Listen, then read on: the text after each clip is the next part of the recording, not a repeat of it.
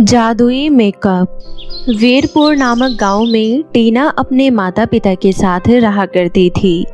वो बाकी लड़कियों की तरह दिखने में ज़्यादा सुंदर नहीं थी, जिस वजह से गांव के सभी लोग उसे और उसके माँ बाप को ताने मारा करते थे।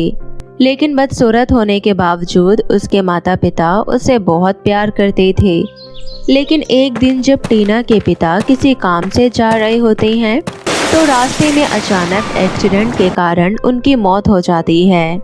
उसके बाद टीना की माँ सिलाई करके अपना और अपनी बेटी का पेट पालने लगती है।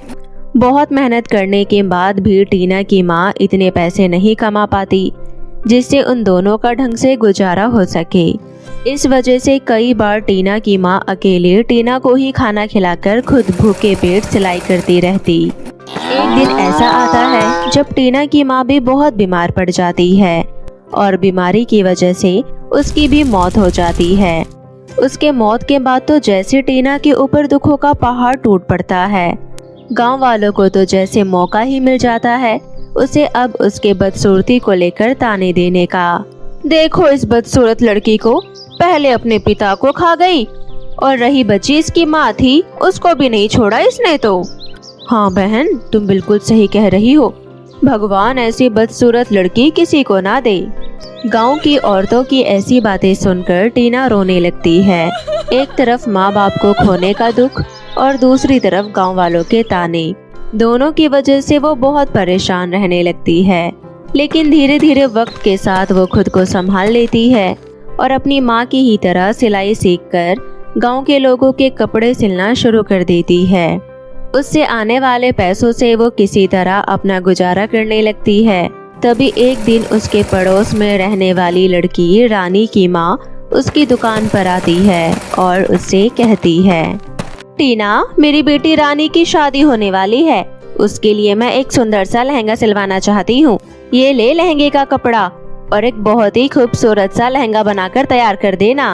आंटी जी, आप बिल्कुल चिंता मत करिए, मैं रानी के लिए अपनी तरफ से बहुत ही सुंदर सा लहंगा बनाने की पूरी कोशिश करूंगी। आप देखना, मेरे हाथ से बनाए हुए लहंगे को पहनकर रानी अपनी शादी के दिन बहुत खूबसूरत लगेगी। तेरे हाथ के लहंगे को पहनकर मेरी बेटी सुंदर लगेगी ऐसा सिर्फ तुझे लगता है, वो तो पहले से ही बहुत ज्यादा सुंदर है। उसका रंग देखा है तूने, कितना गोरा है, तेरी तरह नहीं, बिल्कुल काला रंग और बदसूरत। और हाँ, ये ले मेरी बेटी की शादी का कार्ड। वैसे तो मैं तेरे जैसी बदसूरत लड़की को अपनी बेटी की शादी में बुलाना नहीं चाहती थी, लेकिन वो तो मेरी बेटी के कहने पर तुझे मजबूरी में कार्ड देना पड़ रहा है, तो तू मेरी बेटी की शादी में आ जाना। टीना को उस औरत की बातों का बुरा तो बहुत लगता है, लेकिन फिर जैसे तैसे वो उसको कहती है, जी आंटी, मैं रानी का लहंगा भी अच्छे से तैयार कर दूंगी और शादी वाले दिन शादी में जरूर आऊंगी। एक बात और जो मैं तुझे कहना चाहती हूँ। जी आंटी, बताइए, क्या कहना चाहती हैं आप? शादी वाले दिन तू थोड़ा ढंग के कपड़े पहन कर आइयो और थोड़ा सा अपने इस बदसूरत चेहरे पर मेकअप भी कर लियो, ताकि तेरी बदसूरती की वजह से मेरी बेटी की शादी में कोई समस्या ना आए। और क्या पता, अगर तू थोड़ा बहुत मेकअप करके आए तो तू ठीक ठाक लगेगी और हो सकता है कि शादी में आया हुआ कोई बेचारा लड़का तुझे पसंद करके तुझसे शादी कर ले। ठीक है आंटी, मैं अच्छी तरीके से तैयार होकर ही आऊंगी, आप चिंता मत कीजिए। टीना रानी की शादी का लहंगा कुछ दिनों में तैयार करके रानी के घर पहुंचा देती है और शादी वाले दिन टीना खुद भी एक अच्छा सा सूट पहनकर और मेकअप करके तैयार हो जाती है और रानी की शादी में बारात आने से पहले ही पहुंच जाती है। लेकिन जैसे ही वो वहां पहुंचती है, वहां खड़ी औरतें उसका मजाक बनाना शुरू कर देती है। देखो इस बदसूरत लड़की को, ये शादी वाले दिन भी कैसे अजीब से कपड़े पहन कर आ गई है और इसका चेहरा तो देखो कितना काला और बदसूरत लग रहा है। टीना, मैंने तुझसे पहले ही कहा था कि मेरी बेटी की शादी के दिन थोड़ा सा ढंग से तैयार होकर आना, लेकिन फिर भी तू इतने अजीब कपड़े पहनकर और बिना तैयार हुए ही शादी में चली आई। नहीं आंटी, ऐसी बात नहीं है, मेरे पास जो सबसे अच्छा सूट था मैंने वही पहना है और मैंने मेकअप भी कर रखा है ताकि मैं रानी की शादी में सुंदर लगूं। क्या बात कर रही है, तूने मेकअप कर रखा है? तुझे देखकर तो बिल्कुल भी नहीं लग रहा। लेकिन इसमें तेरी भी क्या गलती है, तू है ही इतनी काली कि तू चाहे कितना भी तैयार हो ले, रहेगी तो बदसूरत की बदसूरत ही। आंटी जी, माना कि मैं गरीब और बदसूरत हूँ, लेकिन आपको इस तरह से मेरा मजाक बनाने की कोई जरूरत नहीं है। अगर आपको इतनी दिक्कत हो रही है तो मैं यहाँ से चली जाती हूँ, बस आप खुश रहिए। लोगों की इतनी सारी खरी खोटी बातें सुनने के बाद टीना रोते हुए वहाँ से चली जाती है और अपने घर ना जाकर वो एक तालाब के पास आत्महत्या करने के इरादे से पहुँच जाती है और वहाँ पहुँचकर रोते रोते कहती है, हे भगवान, आपके होते हुए मेरी जिंदगी में ये सब क्या हो रहा है। पहले तो आपने मुझसे मेरे पिता को छीन लिया और उसके बाद आपने मेरी माँ को भी अपने पास बुला लिया। मैं उन दोनों के बिना सारी जिंदगी अकेली रही। कोई भी कभी मेरी मदद के लिए आगे नहीं आया। मैंने जैसे तैसे करके अपने आप को संभाला, लेकिन मेरी बदसूरती की वजह से गांव वाले मेरा हमेशा मजाक बनाते रहते हैं। इसकी वजह से मैं अब बहुत परेशान हो चुकी हूँ और जीना नहीं चाहती, इसलिए मैं इस तालाब में कूदकर अपनी जान दे दूंगी। ये सब कहकर जैसे ही टीना तालाब में आत्महत्या करने के लिए कूदने वाली होती है, तभी अचानक तालाब में से एक परी बाहर आती है और उससे कहती है, क्या हुआ बेटी, तुम इतनी परेशान क्यों दिखाई दे रही हो? मुझे अपनी समस्या बताओ, मैं तुम्हारी हर समस्या का समाधान निकाल सकती हूँ, क्योंकि मैं एक जादुई परी हूँ। टीना रोते रोते परी को शुरू से लेकर सारी बातें बता देती है कि किस तरह उसके माँ बाप उसे छोड़कर चले गए और किस तरह गांव के सभी लोग उसे बदसूरत होने की वजह से ताना मारा करते हैं। टीना की सारी बात सुनकर परी टीना से कहती है, बेटी, वैसे तो असली सुंदरता इंसान का सुंदर मन होता है, लेकिन आज के इस जमाने में लोग केवल चेहरे की सुंदरता पर ही ध्यान देते हैं। लेकिन तुम चिंता मत करो, मेरे पास इसका भी एक समाधान है। मेरे पास एक जादुई मेकअप किट है जिसमें मेकअप का सारा सामान है और एक से बढ़कर एक सुंदर सुंदर जादुई लहंगे हैं।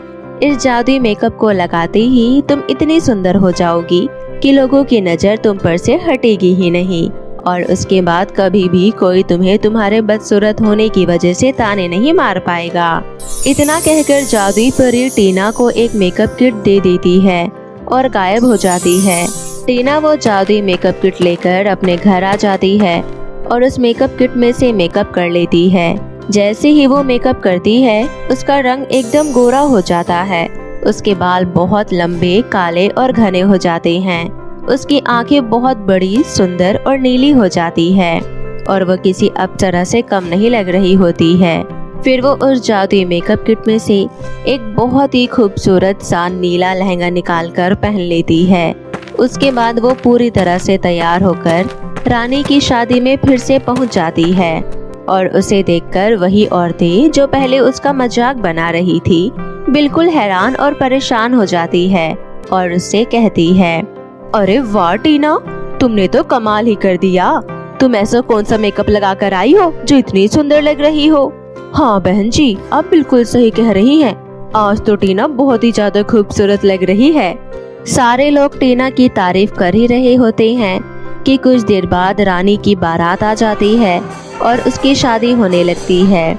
उसी शादी में एक बहुत ही अच्छा, नेक और समझदार लड़का राहुल भी आया होता है। वो उस गांव के जमींदार का बेटा होता है जो कि बहुत जाने माने और पैसे वाला होता है। राहुल टीना को देखकर सभी के सामने उसे शादी का प्रस्ताव दे देता है। ये देखकर सभी लोग टीना के लिए बहुत खुश हो जाते हैं और फिर कुछ दिनों बाद टीना की भी शादी हो जाती है और वो खुशी खुशी अपने पति राहुल के साथ अपना जीवन व्यतीत करने लगती है। तो दोस्तों, कैसी लगी आपको हमारी ये कहानी? हमें कमेंट सेक्शन में जरूर बताएं। राजकुमार सम्राट नदी के किनारे से गुजर रहे थे, तभी उनकी नजर एक बहुत ही खूबसूरत लड़की पर गई। अति सुंदर, मैंने आज तक इतनी सुंदर लड़की को नहीं देखा। कितनी सुंदर है ये। सम्राट काफी देर से उस लड़की को छुपकर देख रहे थे। सम्राट को वो लड़की थोड़ी घबराई और खोई हुई सी लगी। वे उसके पास गए और पूछे, आपका नाम क्या है और आप इस जंगल में अकेली क्या कर रही हैं? मुझे नहीं पता। आपको आपका नाम नहीं पता? आप यहाँ आई कैसे? मुझे कुछ भी नहीं पता। सुबह जब मेरी आँख खुली तब से मैं यहीं इस नदी के किनारे हूँ। इसके अलावा मुझे कुछ नहीं पता। आइए मेरे साथ मेरे महल चलिए। आपका यहाँ अकेले रहना ठीक नहीं है। मैं आपके घर वालों को ढूंढने में आपकी मदद करूँगा। ठीक है, मैं आपके साथ आऊंगी। मुझे आप बहुत दयालु लग रहे हैं। ये सुनकर सम्राट बहुत खुश हुए और उसे अपने साथ महल ले आए। लेकिन सम्राट को वो लड़की खोई खोई सी लग रही थी। उन्होंने सोचा शायद वो डर रही होगी। महल आकर सम्राट ने सबसे पहले उस लड़की का नाम रखा सिंड्रेला, क्योंकि सम्राट को उस खूबसूरत लड़की के लिए उससे बेहतर कोई और नाम नहीं सोचा। सिंड्रेला, वाओ, ये बहुत सुंदर नाम है, धन्यवाद। उसके बाद सम्राट ने अपने सभी सैनिकों को सिंड्रेला के माता पिता को ढूंढने के लिए आदेश दिया और सिंड्रेला का महल में बहुत ही खास ध्यान रखा गया। लेकिन सिंड्रेला खुश नहीं थी। वो हमेशा किसी और दुनिया में ही खोई रहती थी। ऐसे ही सप्ताह, महीने और साल गुजर गए, लेकिन सिंड्रेला के माता पिता का कोई पता नहीं चला। आसपास के राज्यों में भी किसी ने उसके बारे में नहीं सुना था। सम्राट को कुछ समझ नहीं आ रहा था कि आखिर वो सिंड्रेला को कैसे खुश रखे, क्योंकि सम्राट को सिंड्रेला से प्यार हो गया था।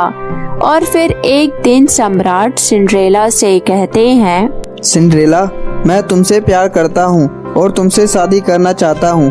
क्या तुम मुझसे विवाह करोगी? सिंड्रेला को भी सम्राट अच्छा लगता था और सम्राट ने सिंड्रेला का बहुत ही अच्छे से ध्यान रखा था। इसलिए वो मुस्कुराते हुए हाँ कह देती है और फिर जल्द ही उन दोनों की शादी हो गई। आखिरकार वो अपनी प्रेमिका से शादी करने जा रहे थे। उन्होंने बहुत ही धूमधाम से विवाह समारोह का आयोजन किया, जो इससे पहले राज्य में कभी किसी ने नहीं देखा था। सभी बहुत खुश थे। सभी खुशी खुशी उन्हें आशीर्वाद दे रहे थे। सम्राट बहुत खुश था, लेकिन जैसे ही सम्राट सिंड्रेला की तरफ देखता है, वो अभी भी गुमसुम और खोई हुई थी। प्रिय सिंड्रेला, क्या तुम खुश नहीं हो? हाँ, क्यों नहीं, मैं खुश हूँ। सम्राट उसकी बात मान लेते हैं, लेकिन वो सिंड्रेला के आँखों में वही खोयापन देखते हैं, जैसे सिंड्रेला किसी और बातों के बारे में सोच रही हो। आओ प्रिय, साथ में डांस करते हैं। नहीं प्रिय, मुझे डांस करना नहीं आता। इसी तरह दिन बीत रहे थे। सिंड्रेला सभी से बहुत ही प्यार से बात करती। सभी राज्य के लोग सिंड्रेला से बहुत प्यार करते थे और सिंड्रेला भी सभी से बहुत प्यार करती थी। लेकिन सिंड्रेला के आँखों का खोयापन अभी भी सम्राट खत्म नहीं कर पाया था। वो जब भी सिंड्रेला को उदास रहने का वजह पूछते, वो बोलती, मैं आपके साथ बहुत खुश हूँ प्रिय। एक रात जब सम्राट अपने कमरे में दाखिल हुआ, तो उसने सिंड्रेला को नाचते हुए देखा। अरे वाह सिंड्रेला, तुम तो बहुत अच्छे नृत्य करती हो।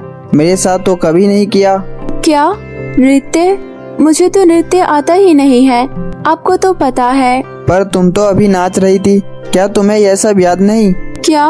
मुझे याद नहीं, मैंने नृत्य कभी नहीं किया। पर मुझे रोज रात में संगीत सुनाई देता है, जो कहीं दूर मुझे पुकार रहा होता है। ऐसे ही एक साल बीत गया। उनके शादी का सालगिरह आया। सम्राट ने सोचा कि वो अपनी सिंड्रेला को कुछ अच्छा सा सरप्राइज देगा, इसलिए उस रात वो उसी नदी के किनारे आया जहाँ सिंड्रेला उसे पहली बार मिली थी। तभी सम्राट को संगीत की धुन सुनाई देती है। मैंने कभी भी जिंदगी में संगीत के इतने मधुर धुन नहीं सुने। वो जब वहाँ जाकर देखते हैं, तब वो हैरान रह जाते हैं। वो देखते हैं कि परीलोक की परियों के साथ उनकी पत्नी सिंड्रेला बहुत ही खुश होकर नाच रही है। उन्होंने आज तक सिंड्रेला को इतना खुश कभी नहीं देखा था। अरे सिंड्रेला यहाँ पर? वो जैसे ही उनके पास जा रहे थे, तभी उनका घोड़ा सरपट भागा और सम्राट को घर ले आया। घर आकर वो सिंड्रेला के कमरे में गए। उन्होंने देखा सिंड्रेला शांति पूर्वक सो रही है। अरे यह सब क्या हो रहा है मेरे साथ? अब तो इस सारे सवाल का जवाब सिर्फ जादूगरनी मोक्टा ही दे सकती है, क्योंकि उसे संसार के सभी रहस्य पता है। पूरे 2 दिनों की यात्रा के बाद सम्राट मोक्टा के घर पहुँचे। और उन्होंने उसे पूरी कहानी बताई। हे जादूगरनी मोक्टा, मेरी मदद करो। मेरा इतना कोशिश करने के बाद भी मैं सिंड्रेला को खुश नहीं रख पा रहा हूँ। वह मेरी तरफ देखती तो है, लेकिन वह हमेशा किसी बात को लेकर सोचती रहती है। क्या करूँ? सम्राट, तुम कुछ नहीं कर सकते। तुम्हारी पत्नी परीलोक की परी है। वो पिछले साल की गर्मियों में अपने साथियों से बिछड़ गई। उनके साथी उन्हें पुकारते हैं और वो उनके पास नाचने के लिए चली जाती है। फिलहाल शायद वो वापस आ जाए, पर एक दिन ऐसा आएगा जब वो वापस लौटकर कभी नहीं आएगी। क्या? नहीं, वह सिर्फ मेरी है। क्या कोई तरीका नहीं है जिससे वह अपनी पिछली जिंदगी को भुलाकर मेरे साथ रहे? बेटे, किसी भी जादू या दवाई में वो ताकत नहीं जो किसी के अतीत को भुला दे। बस तुम अपने प्रेम पर भरोसा रखो। तुम्हारा प्यार सच्चा हुआ तो वो तुम्हें जरूर मिलेगी। अब तुम जाओ। सम्राट जादूगरनी मोक्टा से मिलकर अपने महल वापस आ जाता है। अब उसका प्यार सिंड्रेला के प्रति और भी बढ़ जाता है। वो उसका और भी अच्छे से ध्यान रखने लगता है। फिर भी हर रात सिंड्रेला अपने महल से गायब हो जाती और उन परियों के साथ नाचने चली जाती। हर वो रात सम्राट इस चिंता में जागता रहता है कि कहीं ये वही रात ना हो जो सिंड्रेला को हमेशा के लिए उससे दूर कर दे। और फिर एक रात, अब बहुत हुआ। आज मैं सिंड्रेला के पीछे जाऊंगा और मैं उसे बताऊंगा कि मैं उससे कितना प्यार करता हूँ। मेरा प्यार सच्चा है और मैं इसे साबित करूंगा। और फिर सम्राट वहाँ जाकर सिंड्रेला का हाथ पकड़ लेता है। सिंड्रेला, चलो मेरे साथ। मैं तुम्हारा पति हूँ, पहचानो मुझे। प्रिय, मुझे अपना नृत्य खत्म कर लेने दो, फिर मैं तुम्हारे साथ आऊंगी। नहीं, तुम झूठ बोल रही हो। मेरे साथ चलो। तुम मेरी हो और मैं तुम्हें इन परियों के साथ नहीं जाने दूंगा। बहनों, मुझे शक्ति दो। और फिर सभी परियां सिंड्रेला को अपनी शक्तियां देती है। सिंड्रेला सम्राट का हाथ छुड़ाने का बहुत कोशिश करती है, पर सम्राट उसका हाथ नहीं छोड़ते। सभी परियों ने अपनी सारी ताकत लगा दी, लेकिन सम्राट ने हाथ नहीं छोड़ा।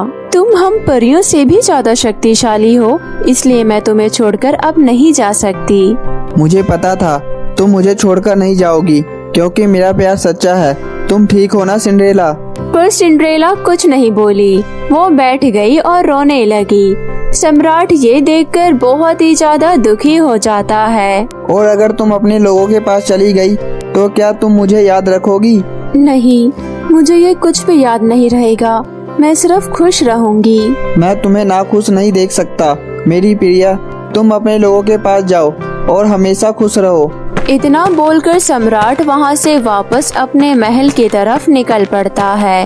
वो पीछे मुड़कर नहीं देखता और वो जब अपने महल में पहुँचता है तब, ओह सिंड्रेला, तुम आखिर मुझे मिल ही गई।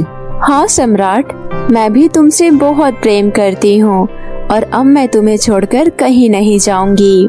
इस बार सिंड्रेला की आंखों में सिर्फ प्यार था और फिर दोनों खुशी खुशी रहने लगे। मेरे प्यारे दोस्तों, कैसी लगी आपको मेरी ये कहानी? मुझे कमेंट करके जरूर बताएं और इसे अपने दोस्तों के साथ भी शेयर करें। और हाँ दोस्तों, अगर आपने अब तक मेरे चैनल को सब्सक्राइब नहीं किया है तो प्लीज जल्दी से नीचे लाल बटन दबाकर अभी सब्सक्राइब कर ले और साथ ही इस बेल आइकन को दबाना ना भूले।